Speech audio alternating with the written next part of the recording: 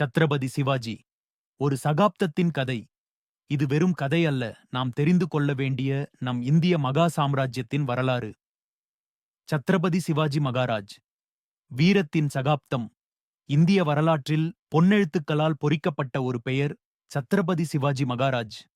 வெறும் வாள் பலத்தால் அல்லாமல், ராஜதந்திரம், மக்களின் மீதான அன்பு மற்றும் தொலைநோக்கு பார்வையால் ஒரு பேரரசை நிறுவிய மாவீரரின் வரலாறு இது. ஒரு சாதாரண சிறுவன் எவ்வாறு மாமன்னனாக உயர்ந்தான் என்பதை ஒரு ஆவணப்படப்பாணியில் காண்போம்.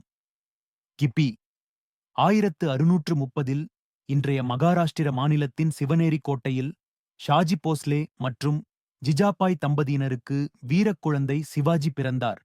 தந்தையார் ஷாஜி திறமையான தளபதி, அன்னை ஜிஜாபாய் வீரமும் விவேகமும் நிறைந்தவர். சிவாஜியின் மீது தன் தாயின் தாக்கம் மிக அதிகம். இளம் வயதிலிருந்தே ஜிஜாபாய் அவருக்கு ராமாயணம், மகாபாரதம் போன்ற வீர காவியங்களின் கதைகளை சொல்லி வளர்த்தார்.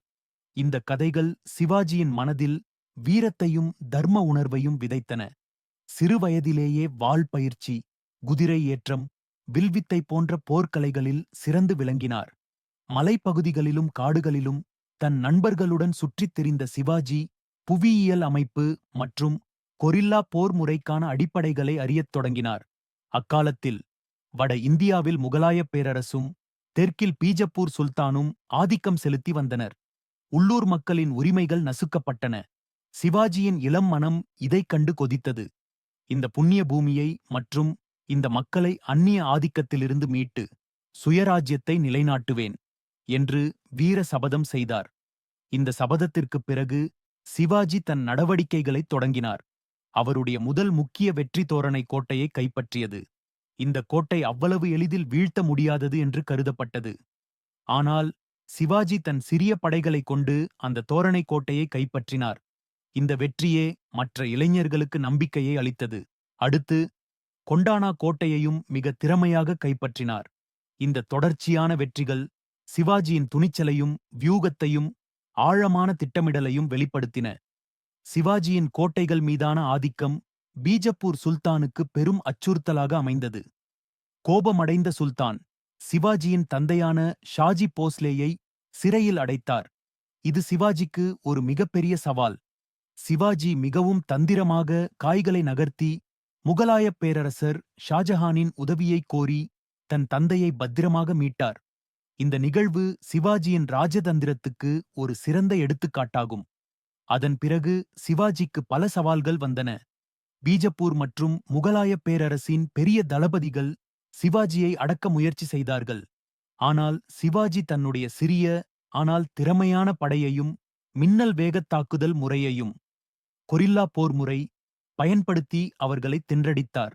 அவர் இரவிலும் பகலிலும் எப்போது வேண்டுமானாலும் தாக்குதல் நடத்தி எதிரிகளை குழப்பத்தில் ஆழ்த்தினார். சிவாஜியின் வளர்ச்சியை பொறுக்க முடியாத பீஜப்பூர் சுல்தான் தனது மிக பலம் வாய்ந்த மற்றும் கொடூரமான தளபதியான அப்சல்கான் என்பவரை சிவாஜியை அழிக்க அனுப்பினார்.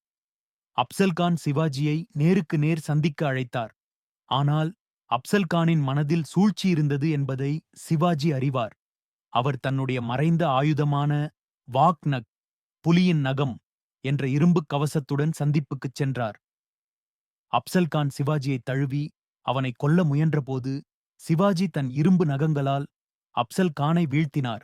இந்த சம்பவம் சிவாஜியின் அபாரமான தைரியத்தையும் சமயோசித புத்தியையும் எதிரிகளை முறியடிக்கும் திறமையையும் உலகிற்கு காட்டியது. ஒரு சிறிய வீரனால் ஒரு பெரிய வல்லரசின் ஆணவம் அடக்கப்பட்டது. இது மராட்டிய மக்களுக்கு ஒரு மிகப்பெரிய உளவியல் வெற்றியாக அமைந்தது. அப்சல்கானின் மரணத்திற்குப் பிறகு சிவாஜி முகலாயர்களுடன் நேரடி மோதலில் ஈடுபட்டார். முகலாயப் பேரரசர் அவுரங்கசீப் தன் மாமனாரும் திறமையான தளபதியுமான ஷாயிஸ்தா கான் என்பவரை பெரிய படையுடன் சிவாஜியை அடக்க அனுப்பினார். ஷாயிஸ்தா கான் புனேவில் உள்ள சிவாஜியின் மாளிகையில் தங்கினார். ஆனால் ஒரு நாள் இரவு சிவாஜி தன்னுடைய தேர்ந்தெடுக்கப்பட்ட வீரர்களுடன் மாளிகைக்குள் நுழைந்து திடீர் தாக்குதல் நடத்தினார். இந்த தாக்குதலில் ஷாயிஸ்தா கான் படுகாயமடைந்து தன் கட்டை விரலை இழந்தார். இந்த துணிச்சலான தாக்குதல் முகலாயப் பேரரசுக்கே ஒரு பெரிய அதிர்ச்சியை கொடுத்ததுடன் சிவாஜியின் புகழை நாடெங்கிலும் பரப்பியது.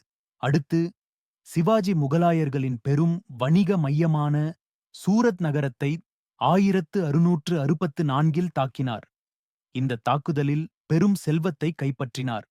இந்தச் சம்பவம் முகலாயர்களுக்கு நிதி ரீதியாக பெரும் இழப்பை ஏற்படுத்தியதுடன் சிவாஜியின் வளர்ச்சியையும் பலத்தையும் அவர்களுக்கு உணர்த்தியது. அவுரங்கசீப் சிவாஜியின் மீது பெரும் கோபம் கொண்டார். ராஜா ஜெய் சிங் என்ற ராஜபுத்திர தளபதியை அழைத்து சிவாஜியை அடக்க அனுப்பினார்.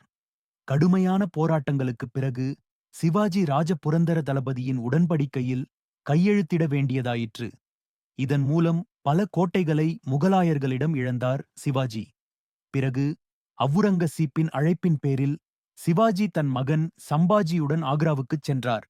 அங்கு அவுரங்கசீப் அவரை அவமதித்து வீட்டுக் காவலில் வைத்தார். ஆனால் சிவாஜி ஒரு சாதாரண மனிதரல்ல. தன் ராஜதந்திரத்தை பயன்படுத்தி பழக்கூடைகளில் ஒளிந்து கொண்டு ஆக்ராவிலிருந்து தப்பித்தார். இது இந்திய வரலாற்றில் மிகச் சிறந்த தப்பித்தல்களில் ஒன்றாக கருதப்படுகிறது. இந்த தப்பித்தல் சிவாஜியின் மன உறுதியையும் திட்டமிடும் திறமையையும் வெளிப்படுத்தியது. ஆக்ராவிலிருந்து தப்பிய சிவாஜி மீண்டும் தன் படைகளை திரட்டி இழந்த கோட்டைகளை மீண்டும் கைப்பற்றினார். கிறிஸ்து பிறப்பு 1674 சிவாஜி ராய்கட் கோட்டையில் தன்னை முறைப்படி மன்னராக முடிசூட்டிக் கொண்டார்.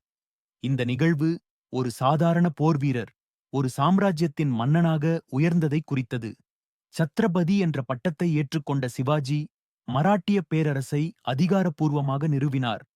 இந்த முடிசூட்டு விழா முகலாயர்களின் ஆதிக்கத்திற்கு சவால் விடுக்கும் ஒரு புதிய வலுவான சக்தியின் பிறப்பை குறித்தது. இது மராட்டிய மக்களுக்கு பெருமிதத்தையும் இந்திய தேசத்திற்கு ஒரு புதிய நம்பிக்கையையும் அளித்தது. சத்ரபதி சிவாஜி ஒரு சிறந்த போர்வீரர் மட்டுமல்ல, ஒரு சிறந்த நிர்வாகியும் கூட. அவர் ஒரு வலுவான கடற்படையை உருவாக்கினார். இது கடல்சார் பாதுகாப்பிற்கும் வணிகத்திற்கும் முக்கியத்துவம் அளித்தது. விவசாயிகளுக்கு ஆதரவாக பல திட்டங்களை செயல்படுத்தினார். ராயத்வாரி என்ற வரிமுறையை அறிமுகப்படுத்தி விவசாயிகள் நேரடியாக அரசுக்கு வரி செலுத்தும் முறையை உருவாக்கினார். இதன் மூலம் இடைத்தரகர்களின் சுரண்டல் தடுக்கப்பட்டது. நீதி வழங்குவதில் மிகுந்த கவனம் செலுத்தினார். அவருடைய ஆட்சியில் மக்கள் மகிழ்ச்சியாகவும் பாதுகாப்பாகவும் வாழ்ந்தார்கள்.